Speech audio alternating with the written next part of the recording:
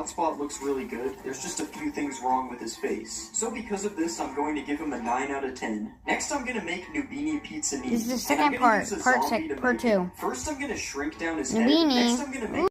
Hold on, I messed up. Hold on, I'll have to do it again. I'm gonna use a zombie to make him. First, I'm gonna shrink down his head. Next, I'm gonna make the pizza on top of his head. Now let's make him the size of a Roblox character, and I'll just change the size of the pizza a bit too. Okay, that looks pretty good. It's time to color him in. First, we'll color his head and arms yellow. Now let's color his shirt in light blue. Next, I'm gonna make his pants light green. Now let's color in the crust of his pizza, and we'll add some cheese on the top like this. Now let's add some pepperonis. Next, I'm gonna give him a face, and finally, let's add some details to his shirt. Okay, I think that looks pretty good. It's time to see what he looks like in game. This is Nubini Pizzanini in the game. I don't know why, but he looks a little boring. To be fair, I don't know what I expected. He's basically just a Roblox noob. He does have this pizza on top of his head, though. Unfortunately, right-clicking him does not let you eat it. Anyways, it's time to buy a Nubini. I hope we have enough money. Nubini can be kind of expensive, and this is what Nubini looks like in the actual game. As you can see, he looks exactly the same. What isn't the same, though, is that he is completely invincible to damage. This is to protect noobs. I am still allowed to kill Nubini though. The protection doesn't apply to me.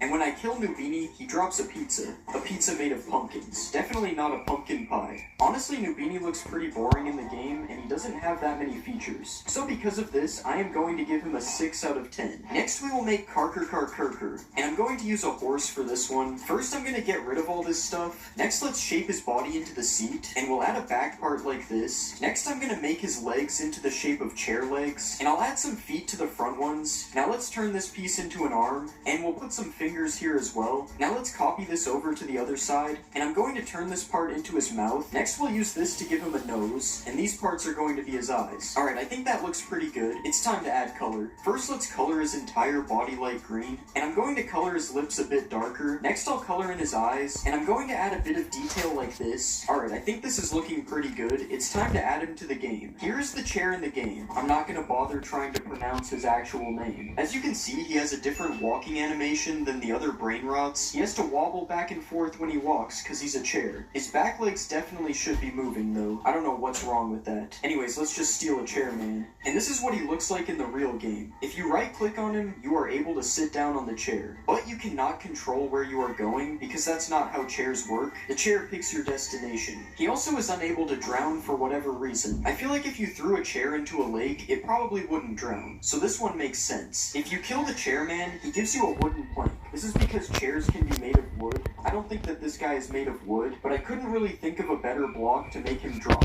So he drops wood. And overall,